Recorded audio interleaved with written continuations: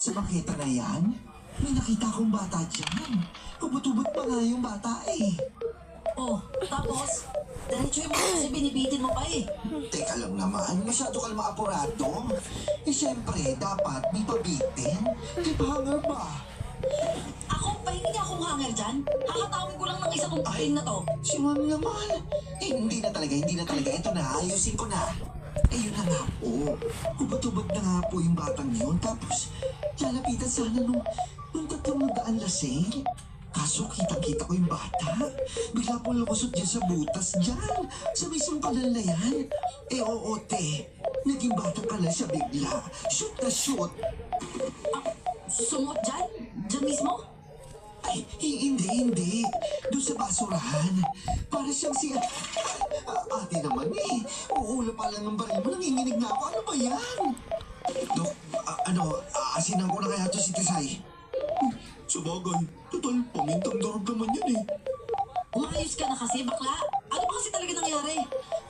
Ito naman, yun na nga. Eh di, lumusot na nga siya dyan sa kanal. Tapos, itong tatlong drunken master, abay sinipat-sipat pa yung kanal. Maya-maya eh parang pinipilit nilang abutin yung nasa loob niyan. Kaso yung batang lumusot dyan, kasi, hindi na lumabas. Namahay na siya dyan. Nag-housing loan siya dyan. Pero ang shocking dito, biglang nagsisigaw yung drunken master. Hysterical siyang ganyan sa gitna. Pagkatapos niya silipin yung kanal, habang pinapakalma siya nung kasama niya, yung third drunken master naman yung sumilip dyan sa isla ng libag. Anong isla libag? Kapag ikaw nilibagan ko talaga dito, kalansay na lang yung matitira sa'yo. Madam naman, ito naman, ganda-ganda, brutal naman. Eh yun na nga, halos sumot dyan sa kanal yung kalahating katawan. Tapos, kitang-kita ko para siyang nakita ko na lang nagkakakawag siya sa gano'n. Basta, yung paa niya biglang gumagalaw eh. Parang hindi niya mahugot yung katawan niya dyan. Tapos unti-unti, nagkakakawag yung binti niya. Parang Little Mermaid pa. Unti-unti na siya napapasok pa loob. Parang hinatas niya pa loob. Ganun tapos, the end. Eh, parang ang labo naman ng sinasabi nito ni Tisay. Ang pelikula lang yun eh. Si Tisay nga talaga yung masikabi. Eh, teka nga, madadescribe mo ba yung itsura ng mga yun? Yung tatlong lasing, taga dito ba sila? Ay, naku.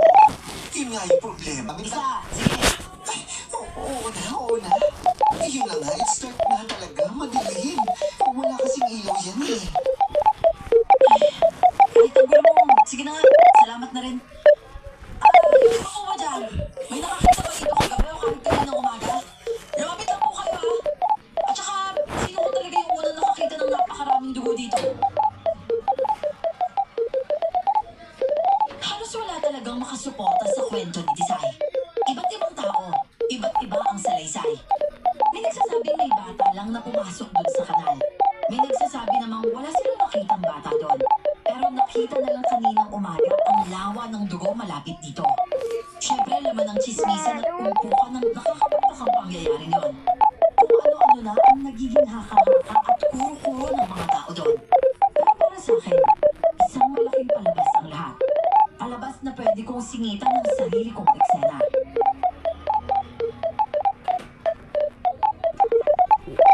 Ano? Bakit ka talaga mo sa iyo? Baka may krimen nga dyan eh. Krimen? Hindi. Sige, tinatanong mo kung paano magiging masaya yan, no? Sige, makikita mo. Uy. Parang tumikilang na yung mata mo ah. Tigilan mo ah. Nasabi ko sa'yo. Talagang kabisado mo lang ako, no? Kala ko, yatsa pa lang ng ngiti mo eh. Alam ko nang tinutubuhan na naman yun ng kabal pala yung kukote mo. Huwag lang. Ano naman dagdagan yung kalokohan? Hirap na siya ata ani, oh. Yun. Ang galing mo talaga. Eh kapag nagtagumpay ako dito, si Anime Lams, palagi ko na makikita yun. Naku, wala na. Sana pala hindi ko na lang binanggit. Oh, di ka na ha. Pumasok ka na. Baga pa ako bukas dun sa... Oh, dito ka na matulog. May bago akong piligaw na dito eh. Tinitikan mo na naman yung hilera ng mga city na masundan, no? Ay, naku. Sige naman. Pasok mo na sa inyo.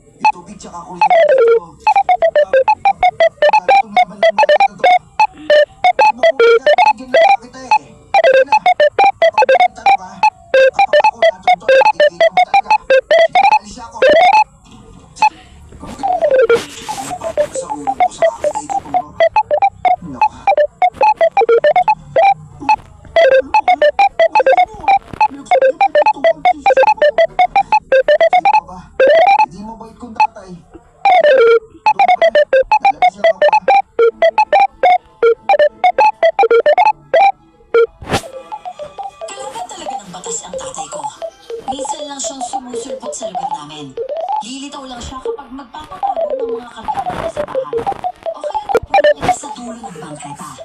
Nakayuko lang, walang kagalaw-galaw. Ilang ulit ko siyang tinawag pero hindi na lang ito lumon. Hindi ko na napansin dahil medyo naiinis na ako sa bata. Pero may kakaibang pakiramdam habang lumalapit ko dito. Habang tumataas ang balat ko sa bata at dumadampi rin ang kakaibang lamig sa balat ko. Iba lang tumitingin tong batang to. Uy! Hoy! Wisit ka, magmanon ka! Lauban to ah! Pila? Teka. Nasaan na yung batang yun? Nasa bandang gilid na lang ako ng bata. Kinakausap ko pa rin ito pero wala talaga itong imek. Nakatungo pa rin at nakatalong ko lang. Payuko na ng maliit na ilawan ng imahe. Doon na ako napabalikwas at napasigaw ng mura. Sa pintuan, isang bata ang nakaharap sa akin.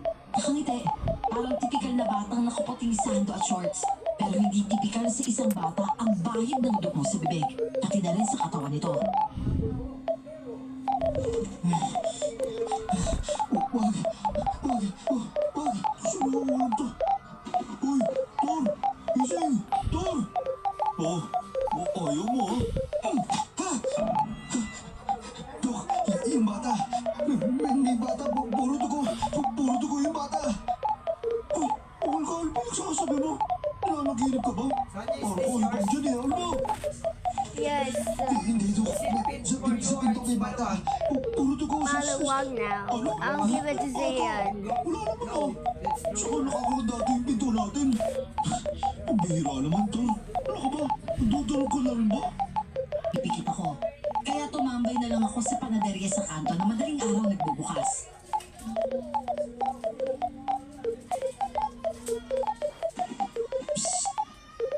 Pogi! Pogi!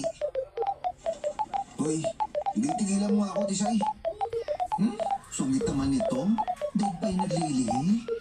Eh, bakit kasi nandito ka? Nagpupuyat ka, wala ka namang pinagpupuyatan. Eh, pero gusto mo, ako na lang ipapuyatan mo. May tanong ako. Alam mo, pinagkaiba niyo ng bangungot? Ay, nako, my dear mighty Thor. Thank you for that wonderful question. I believe na ikaw rin at ako, no? Charot. Pero, pwede rin, di ba? Pero para sa kasagutan sa tanong mo, malaki yung pinagkaiba namin ng bangungot, no? Dahil ako, panaginip ako. Yung bangungot, teka, doon ko nakita yung bata kanina. Eh hanggang ngayon nga, may mga polis doon malamang. Mayroong polis? Oo. Yung mga mata mo na naman. Si Anya na naman yan. Hoy!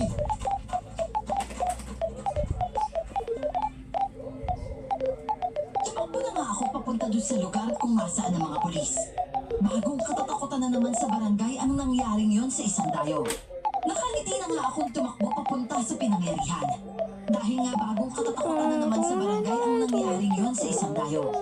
At dahil nga may ganung pangyayari, siguradong si Annie na polis ang nandun. Pero hindi wala sa isip ko yung batang sinita ko.